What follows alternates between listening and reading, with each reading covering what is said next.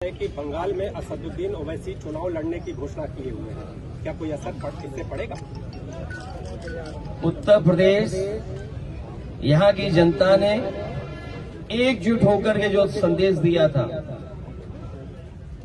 हालांकि पीडीए की आवाज सेकुलर सिद्धांतों को लेकर के, समाजवादी सिद्धांतों को लेकर के और लोकतंत्र के मूल्यों को बचाने के लिए जो आह्वान किया था, वही आह्वान देश में होगा, वही आह्वान वेस्ट बंगाल में होगा। और कितनी भी पाबंदियां लगा ले Bharatiya Janata party election commission के माध्यम से, लेकिन वेस्ट बंगाल की जनता एक बार फिर ममता बनर्जी जी को वहां पर चुन करके भेजेगी। लेकिन वो तो दिल्ली के लिए भी अब अगला प्लान तैयार कर चुकी हैं। कह रही है बंगाल के बाद दिल्ली कार्यकर्ताओं को संदेश भी दे दिया उन्होंने। मैं बात बहुत ठीक से तब समझ सकता हूं जब अपने चैनल का बताइए, कौन से चैनल के आप हैं? ABP news.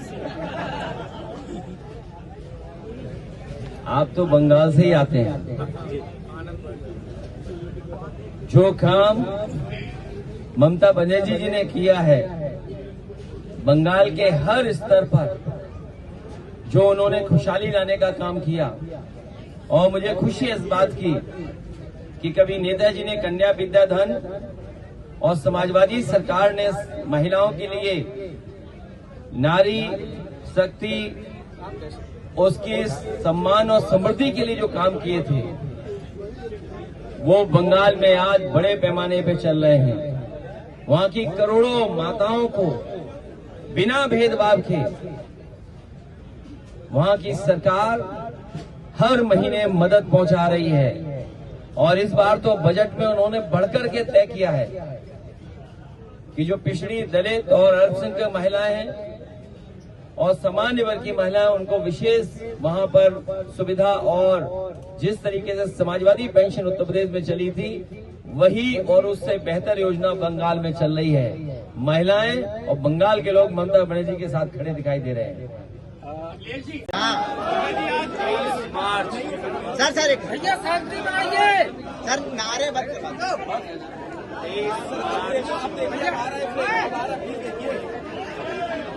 23 मार्च जहाँ हम सब लोग इसी लोहिया पार्क में आकर के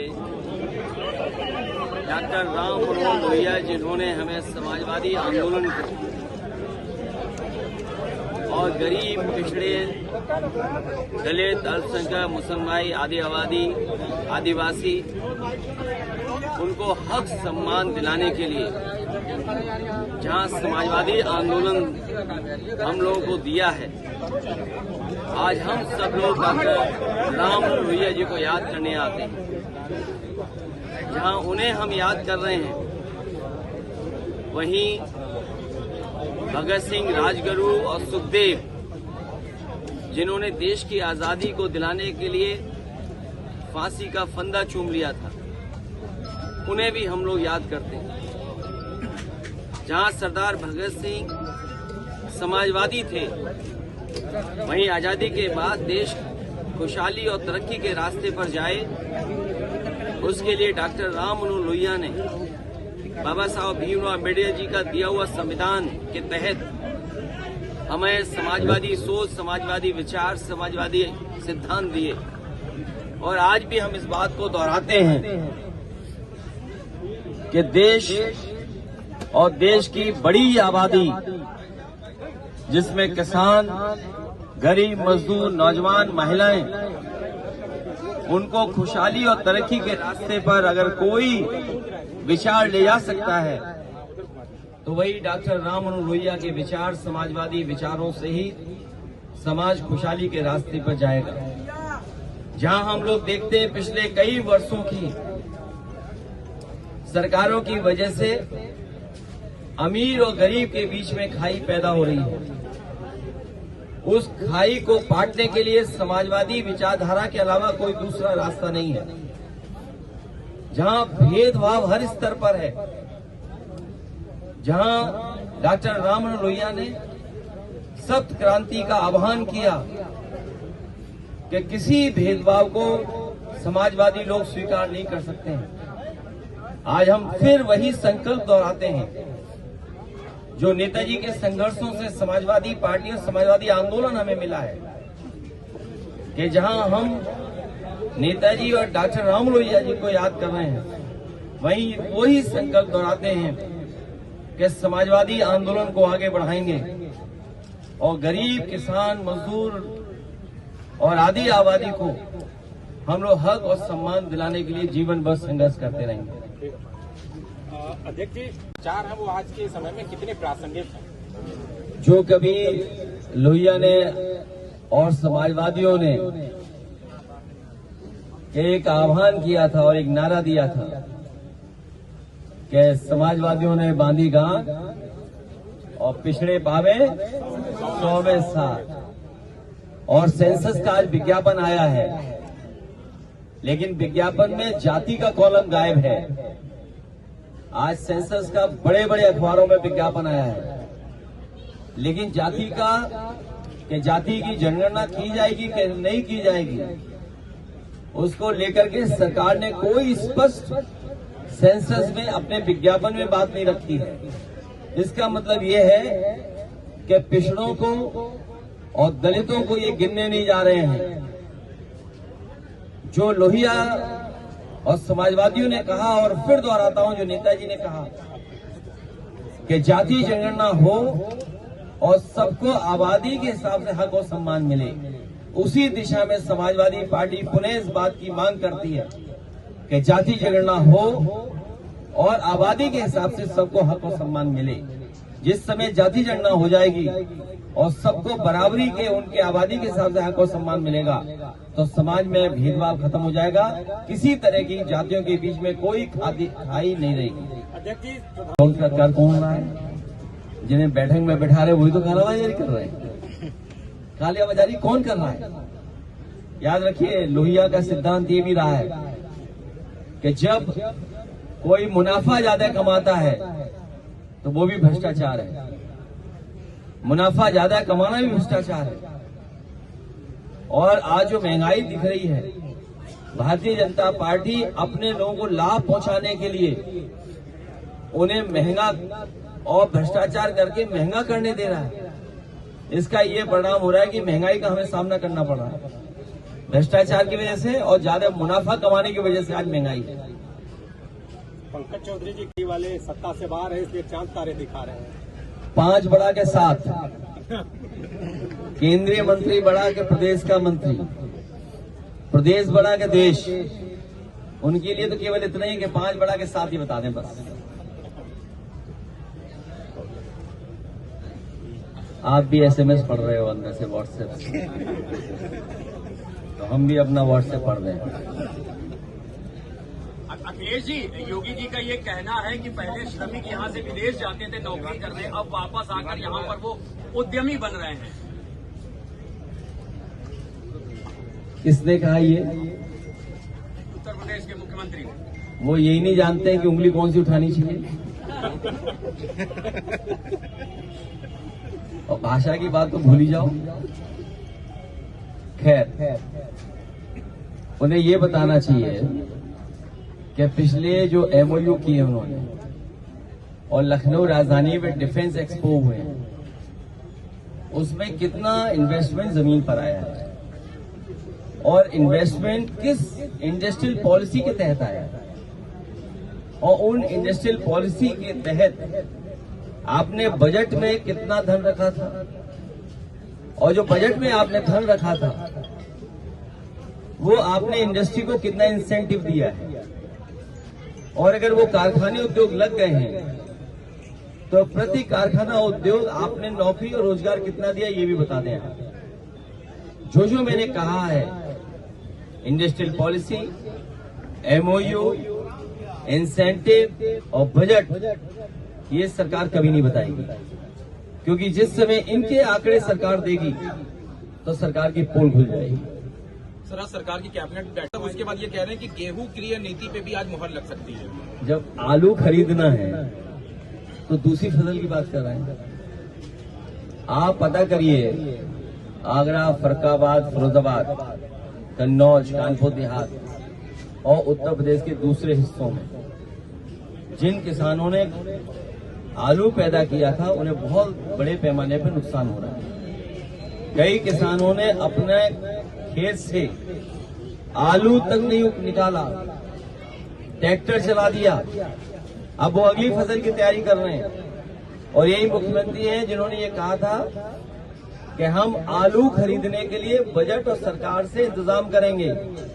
ये बताएं कितना आलू इन्होंने पिछली सरकार में खरीदा था, पिछले वर्ष खरीदा था, और इस बार आलू के किसानों को आलू खरीदने के लिए आपने बजट में कितना पैसा रखा था?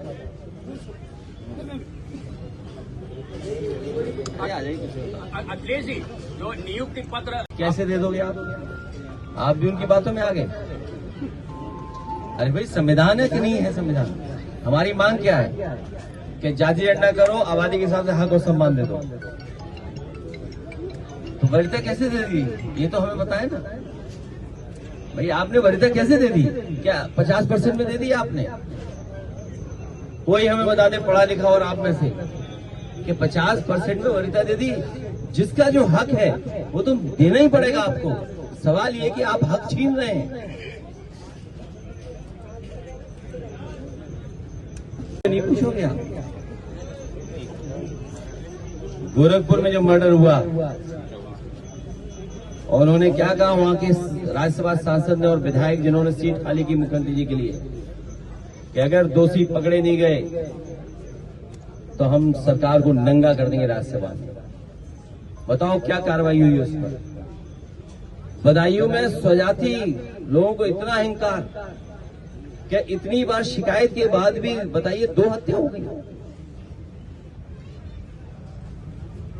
और फिर गोरखपुर, बदायूं, मथुरा और प्रधानमंत्री जी के संसदीय क्षेत्र जहां से 3 बार प्रधानमंत्री जी चुने गए, किस तरह छात्र को दौड़ा दौड़ा करके मार दिया गया, हत्या हो गई। इन सवालों के जवाब क्या है इनके पास? और जो सोशल मीडिया पे पेड पत्रकार हैं, पेड लोग हैं, उनकी तो कहानी दूसरी है। सुना है कि कुछ सोशल मीडिया पे चला रहे हैं हमारे खिलाफ, वो सबको पता है, सबके व्हाट्सएप पे आई है। नहीं हो तो चेक कर लो व्हाट्सएप अपना, आया होगा व्हाट्सएप पर, पत्रकार साथी आया ना, देखिए सब जानते हैं हम लोग। इलाहाबाद में सीसीटीवी और उसकी मेमोरी, क्या बोलेंगे, यूनिट जो बोलते हैं, डीवीआर, क्यों खाड़ लिए गए ये बताओ? पहला क्लू तो हमारे पत्रकार साथियों को यही है, आप भी तो क्राइम रिपोर्ट करते हो, क्यों सीसीटीवी उखाड़ दिए गए? किसी के पास जवाब है इसका? और अंग्रेजी की कहावत है, strike the iron when it is hot. हथौड़ा तब मारो जब लोहा गर्म हो। हम लोग भी वही इंतजार करेंगे। अगर रिकॉर्डिंग है कहीं, पहला क्लू तो ये कि आखिरकार सीसीटीवी किसके कहने से हटाया गया और उसकी मेमोरी को किसके कहने से हटाया गया? वो रूट चार्ट क्या था शूटर्स का? इसलिए खेल खेल मत खेलो खेल। 200 रुपए में 300 रुपए में सर गैस भरानी पड़ रही है। एलपीजी का फुल फॉर्म मैं बता चुका हूं आपको, लापता गैस। और युद्ध नहीं थमा तो बहुत सारी दिक्कतें आएंगी और हमें आपको फेस करना पड़ेगा। चुनाव तक कीमतें नहीं बढ़ाई गई हैं, लेकिन जैसे ही चुनाव खत्म होगा आप देख लेना कि कीमतें बढ़ाई जाएंगी।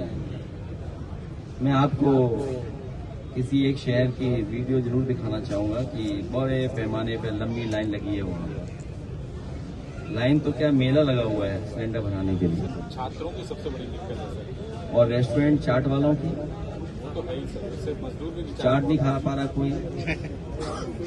ये अगर लाइन देखो आप,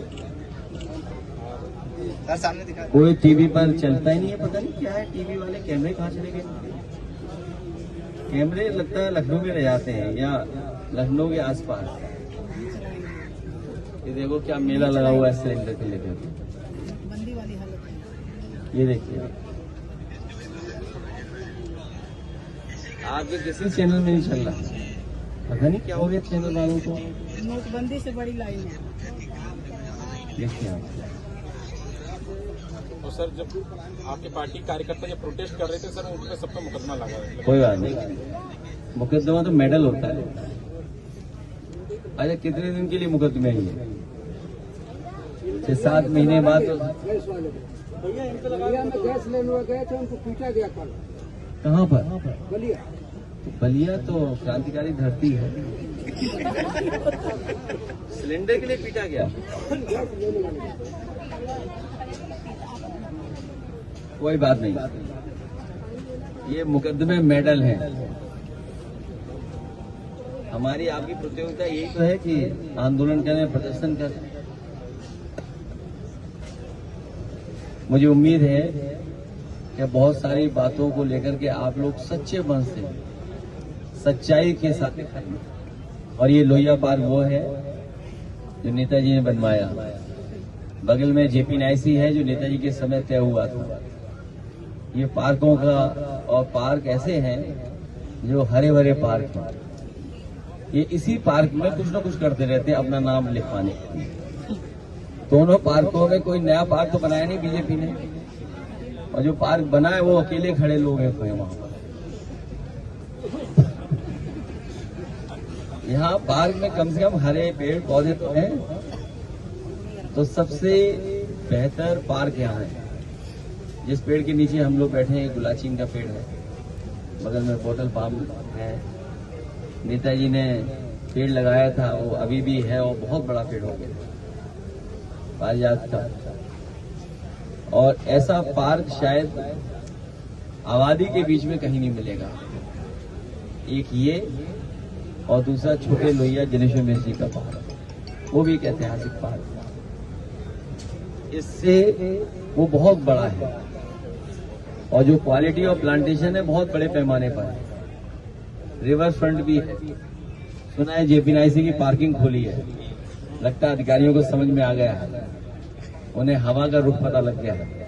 अभी पार्किंग खोली है, बाद में बिल्डिंग खोल देंगे, क्योंकि समाजवादी सरकार बनने जा रही है। आप सबका बहुत बहुत धन्यवाद। Thank you.